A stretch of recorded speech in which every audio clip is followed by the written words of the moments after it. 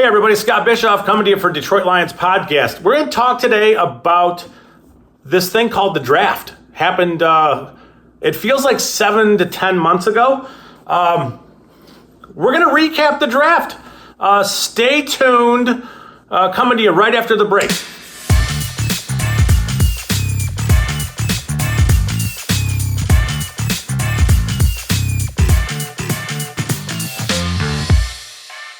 The Detroit Lions went about their business on draft night in a very unconventional manner, and there's been much made about all of the arguing about the positional value and all that stuff. And I almost think that I'm very happy. I'm very, very happy that I was not anywhere that any of you fine people could see me react to specifically pick 18.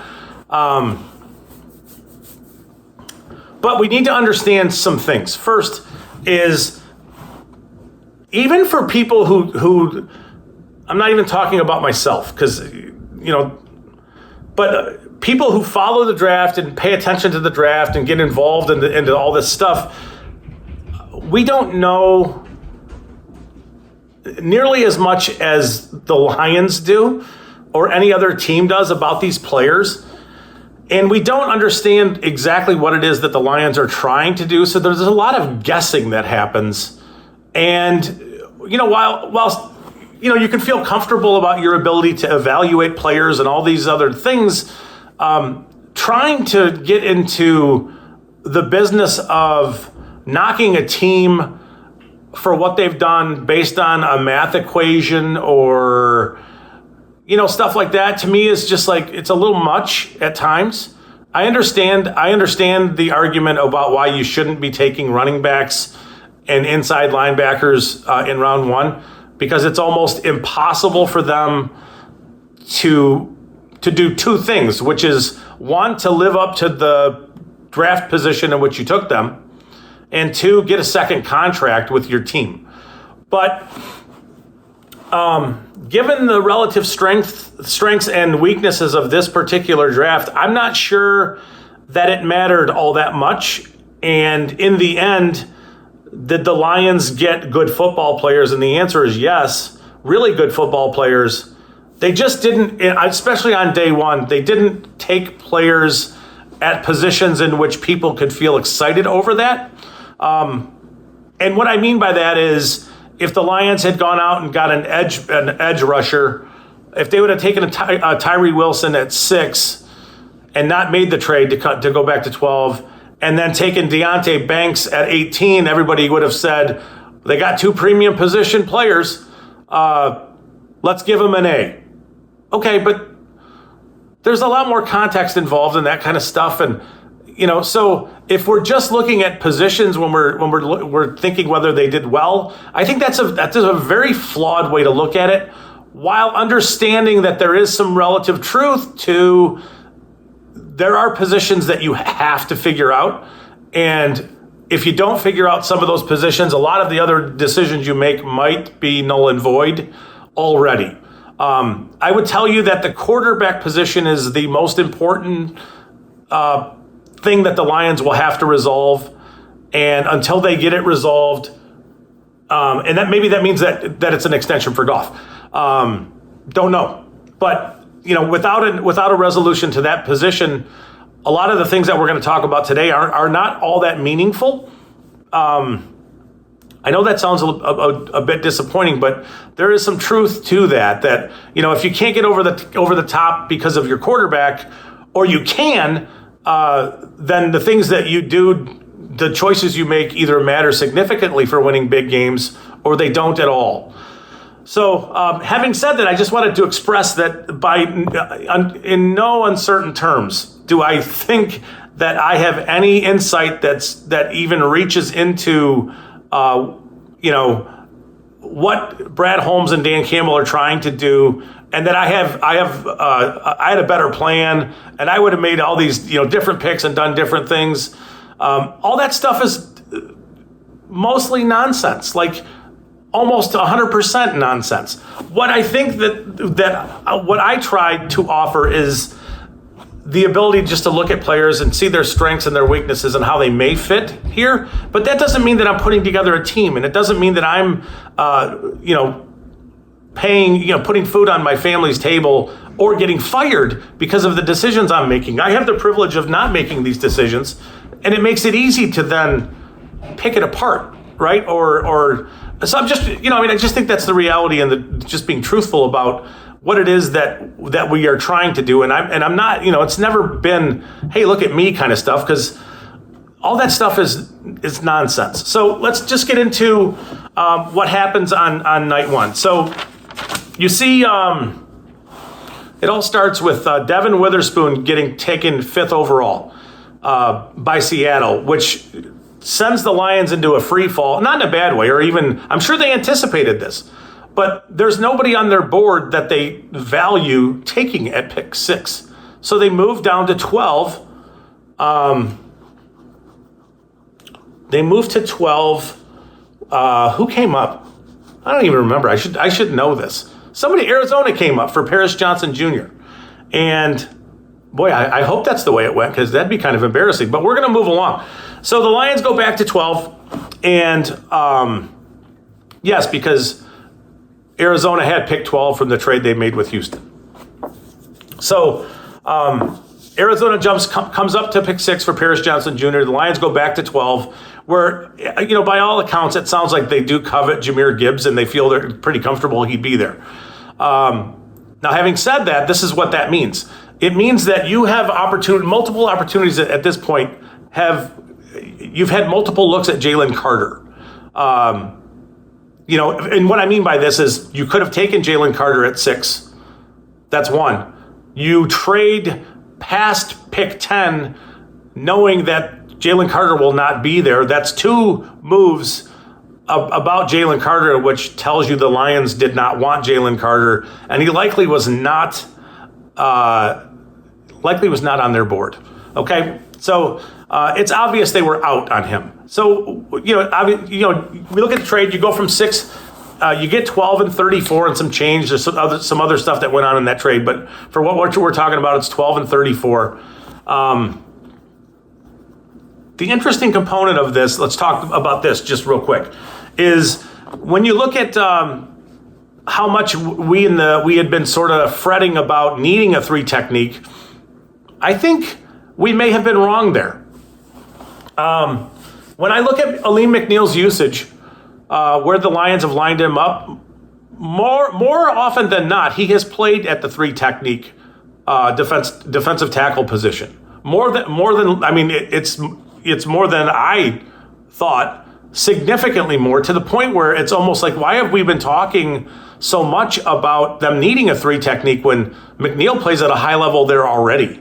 So I think there was a little bit of, this is some of the media, and, you get caught up in, oh, this is what they need. Well, they kind of already have that. So I don't think it was hard for them to be out on Jalen Carter, knowing that Alim McNeill is there and is a guy for them there, and they like him there. So it changes the tone of the whole Jalen Carter conversation.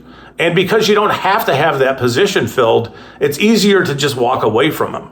And that's kind of what they did. So I just, the need for a 3 tech in the end was more important for those of us yapping on the media side about this stuff than it was for them, likely inside their own room. That's a thing, and it's always going to be a thing. I think it's obvious that they valued Devin Witherspoon. When he went at 5, the Lions just jumped back to where they went to. This leaves me wondering at this point, because of the 3 tech stuff, what is the status of Levi Onwuzurike? And if he returns, that is a potential big deal. If he gets, and I know it's going to be he's a long shot with the back and all that stuff, and he hasn't played for a while, but if he returns and plays for you at a modest level, that is a huge thing, because he was a very disruptive interior penetrator. He would be a very different kind of 3 technique than Alim McNeill, more light, quick, fast, that kind of stuff. But you'd need something like that. So it's something to consider, that because of McNeil's usage at the 3, and potentially Onwuzurike possibly returning and looking good, they just were never in the market for a 3. So, it's just it's a thought process that makes me intrigued as to what's really going on positionally there. And then we're not going to get to this part of the wrap up yet, but in round 3 they traded up. They gave up a bunch, and they traded up for Broderick Martin from Western Kentucky, which to me that reaffirms and sort of bolsters the idea that McNeil is your 3 tech, and you have Broderick Martin, Isaiah Buggs, and others that are going to play more bigger bodied one technique nose tackle stuff. And it's McNeil that their 3 tech is, and they weren't really looking for an upgrade there. So just some thoughts on how the team developmental stuff works on the D line and where it was. So let's get to Gibbs. I know this part's been long. Gibbs as a player, he plays a very slashing style. I have comped him for a while, going back to the Georgia Tech year 2 years ago, to Chiefs running back Jamal Charles. Is the way he looks when he runs, the way he can kind of slash in and out, and it's full speed cuts, no slowing. As explosive as you can be in space, the ability to run away from people, all those things. To me, it just reminds me of watching Jamal Charles. I could be alone there, but that's what it reminds me of. So, I see all that stuff, and I see the lateral quickness and the receiving ability, and the truth, watching him catch the ball and watching hhim run into space, it is. I mean, this is going to sound silly, but it's like wondrous to behold that. Like his skill set is it's amazing, the things that he does and the things he does well. And then naturally, what's his fit in the Lions offense? And if we look at, you paid David Montgomery a bunch of money, and he's your north-south run behind what's set up for you player. And then off of that is this dude who, whether you run it into space or jet sweeps and that kind of stuff, or you manufacture touches for him in short areas for them to allow him to just run wild with the ball in his hands. The offense is going to be super explosive, and it almost feels like that's what they have wanted to do for the past few years. So I look at his fit with Montgomery, and I think the combination is almost perfect. The problem is it's a very expensive way to do it. You can do the Philly way and pay 4 guys like $3 million total, right? Swift being one of them. Or you could do this. You could sign Montgomery to a big money contract and draft Gibbs and have to pay him his slot value. But in the end, what the Lions are going to roll into 2023 with it out of their running back room is significantly upgraded, and I mean significantly from what it was last year. Let's see. So when I see Gibbs, I can see Gibbs can run the ball too. It's not just he's only a receiving back. He has skill. He has skills to run the ball in a conventional sense. He can run outside zone. He can run inside zone. He can run between the tackles. He can do all those things. Everybody wants to call him small, but he's 199 pounds. Christian McCaffrey was 202 coming into the NFL. I think that there's a lot of things that Gibbs is going to be capable of doing. Gibbs is as fast as Jahmyr Best was. Now, everybody sit down and think about that, because Jahmyr Best was an electric player, and people loved the idea of what he would be. Gibbs just catches the ball more naturally and is more electric in space than Gibbs was, who was more straight line fast than Best was, because Best was more straight line fast, even though he was a rocket ship. So, you've got all this stuff with Gibbs. You've got, there's so many things that you can do with Gibbs. You can line him out wide and let him run routes. There's just a million ways, and I think the Gibbs pick is going to be one of those things where people are going to complain about it until they see it on the field, and then they're going to settle in and be totally cool with it, period. That is what I fully expect to happen. We're going to hear about it until they first see him play. He's going to make a couple big runs, and they're going to be like, this is awesome. We're going to feel that. We're going to see it, right? So the Gibbs, there's a natural comparison between Gibbs and DeAndre Swift, simply because they drafted one to replace the other. So let's talk about Gibbs and how he fits in terms of what Swift was really doing for the Lions, and that was essentially giving them explosive plays as a runner and as pass catcher. And the reality, and simply put, the Lions offense was explosive and electric last year when it got splash plays from DeAndre Swift. It just was. I have numbers that back this up, and I think this is something, I'm sure somebody's talked about this, but if we can get this out there, I think people are going to understand a little bit that this is why. So last year, week 1 against Philadelphia, DeAndre Swift carries the ball 15 times for 144 yards and scores a touchdown. He has 3 catches for 31 yards receiving. In that game, he has a 50-yard run and a 25-yard catch, okay? The Lions put up 35 points in a loss in that game, largely because of what Swift was doing for their offense. Week 2 against Washington, he only carried the ball 5 times for 56 yards, okay? He did catch 5 passes for 31 yards. He had a rushing or a receiving touchdown in this game. In this game, he also had a 50-yard run and a 22-yard catch that ended up as a score. So through 2 weeks, DeAndre Swift has 4 touches, okay, for 147 yards and 2 touchdowns. Those touches included 2 50-yard runs, a 25-yard catch, and a 22-yard catch. That's explosive as it gets. I mean, it just is. And then you hit a wall, and injuries start to pile up, and it's just not, it's just not the same. I want to say Swift had maybe an 8-carry game, a couple games with 7 carries, 3 or 4 games with 6 carries, and then after that, the most carries he had in the game was 5. So he wasn't really all that involved outside of those big first couple weeks. He was involved heavily in the Jacksonville game and the Chicago game. So now when we look at those games, Jacksonville, week 13, he had 14 carries for 62 yards and a touchdown. He had 6 catches for 49 yards. No touchdowns, right? He had a 24-yard catch in this game. The Lions put up 40 points in a win against that team, against Jacksonville. Week 17 against Chicago, he had 11 carries for 78 yards and a touchdown. He had 4 catches for 39 yards and a touchdown. He had a 21-yard catch. Lions put up 41 points in a win. So, this is the correlation between explosive big plays and what it does for the Lions offense. And in the end, Swift had 48 catches on 70 targets last year. He ended with 389 yards and 3 touchdowns. He had 99 carries for 542 yards and 5 touchdowns as a runner. So, when you add 542 and 389, you're not quite to 1,000 yards, total yards.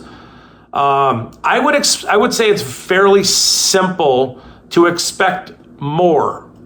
You should expect a bunch more on both ends there. I would think that the Lions would be super disappointed if Gibbs only had 48 catches as a rookie. And I think they would be very disappointed if he only had 99 carries as a rookie. And I think that's the gold in this one, is that for all the good that Swift did, which was to power the Lions to throwing up huge numbers of points in the games in which he provided big plays for them, I think you should expect Gibbs to do that at a much higher level, a better level. He's a more explosive player. The only downside I see with Gibbs is, and it's the risk component, is you moved on from DeAndre Swift because he was banged up pretty regular, and he just couldn't play through being banged up, and he wasn't the same guy injured as he was healthy. It was very easy to see. And You replaced him with the 12th pick in the draft, and what if Gibbs becomes a touch injury prone or misses time? And then you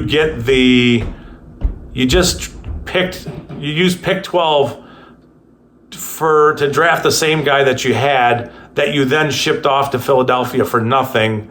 And what was the point of doing all of that? I'm not saying that's going to happen, but I could see that being an argument that gets made if Gibbs does suffer some injuries and doesn't live up to the dynamicism that we're hoping for. But from a football play standpoint and from how he matches up with the team and the scheme and all these things, thinking about Ben Johnson and him getting Gibbs into some exotic stuff. Whether we liked running back or not in round one, this is a nice fit. I'm not sure if we talked about it because my brain is not functioning, but part of it is, and this is a separate discussion, but would you have preferred they just stayed at pick 6 and taken Bijan, and Bijan over Gibbs, and just is that and I think that's a fair discussion that we could have. Each player has their strengths.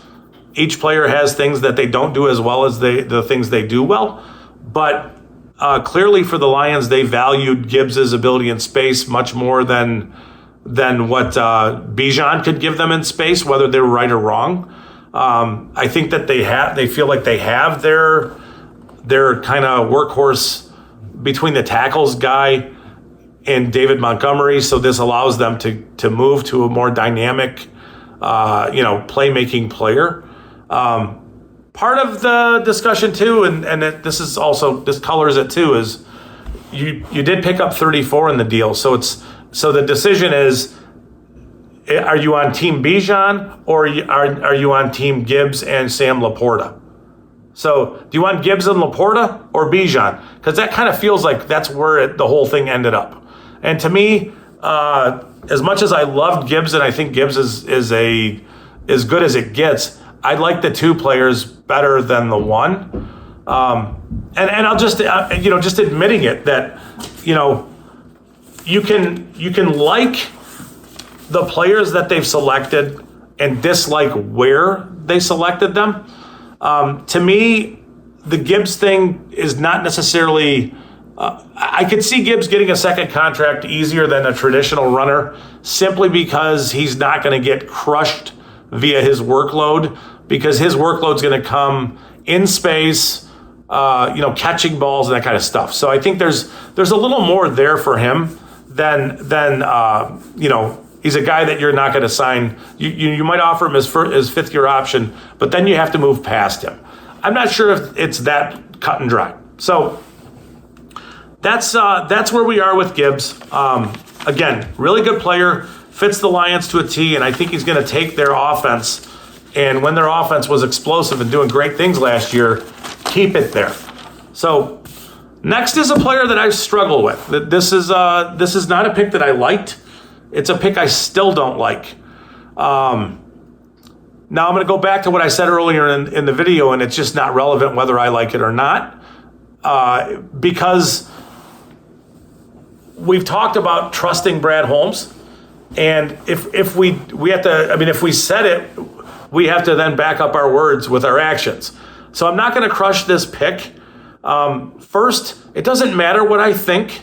I don't have all the information like they do. I didn't meet with Jack Campbell like they did. I don't know what he's like off the field. I don't know what kind of a leader he is. By all accounts, he's everything they could possibly want in a football player, right? So, you've got all that going for you. So those of us who don't like the pick or didn't like the value of the pick or the player or whatever it was, need to back off on what we think, because what we think is flawed stuff, because we don't have all the information. And pretending that we do is nonsense. So this is where we trust Holmes and Dan Campbell to get it right. So, by all accounts, he is everything they want a football player to be. I don't know that he's going to get a second contract. It's tough. You can see guys like Patrick Queen.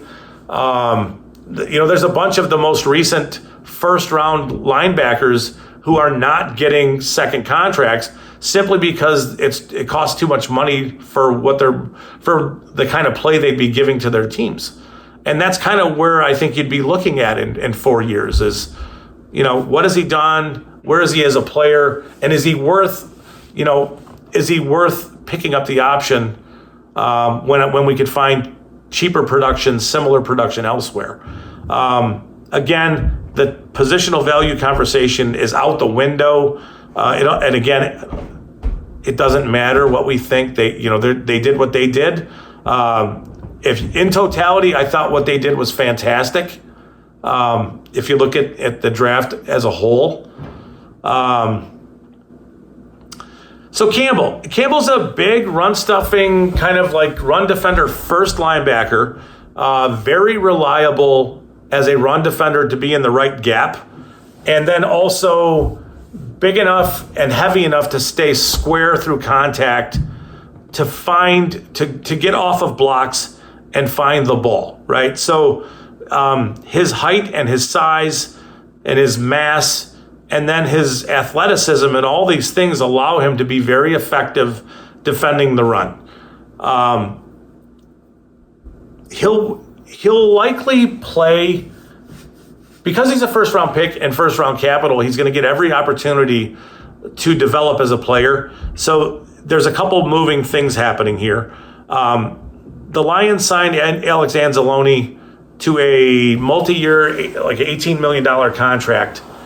I think they're with him for 2 years, but it makes me wonder, is Campbell going to play Mike linebacker for the Lions? That's where Anzalone played last year. And is Anzalone going to move to the will position where he still is calling out the defense while Campbell learns? If that's the case, you've put a bunch of size on the field, and you have likely improved your run defense a bunch, right? And that's one of the issues from last year is the run defense was very lacking at times. So when you see a player like Campbell, who, like I said, he's a big run-stuffing linebacker, reliable to handle his responsibilities in the right gap, size helps. So his ability to play 2 downs allows him time to fill out and to develop as a player who will get better as a pass defender in coverage, right? And he's capable of that. So it's not like something where it's like, well, he's never covered anybody before, so good luck. No, he has done it, and he's been relatively effectively doing it. It's just, does it translate to the NFL level? You can see him doing things in pass defense, getting out to the flats. Like if you want to get as simple as like,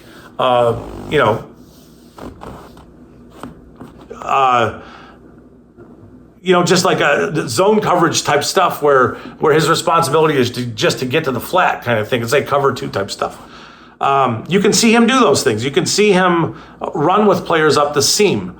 I think he's athletic enough and big enough to give him time to develop as a 3-down impactful linebacker. Whether he gets there is another story, but the skills are there, right? So I understand, and I can. We can dislike the position and understand that this is probably a player who fits them to a T, and they love that component of things, and recognize that he's got a little bit to learn, and if he does fill out into what they think he could fill out to, yeah, you're looking at great things. Will he ever do that? I don't know. But that's, there's a little bit of risk with this one that maybe he ends up as a, not so much a player you can rely upon in coverage, but a good downhill run defender. Saying that you drafted a good downhill run defender with pick 18 is a bummer. It just is. So that's kind of it. Like, that's the stuff with round 1. Now I'm going to include Sam LaPorta in this mix just because they did use first-round assets to acquire him. So we talked earlier, do you want Gibbs and LaPorta or just Bijan? To me, you'd want the two. It's definitely a discussion you can have. I probably would be 50-50 on that. But I thought Bijan was awesome. So that's something you could definitely talk about. With LaPorta and his specific fit in Detroit, I think you're looking at a guy whose ability after the catch is unlike anything we've had in a while here. TJ Hawkinson was very easy to tackle. It always seemed like he was getting tackled too easy.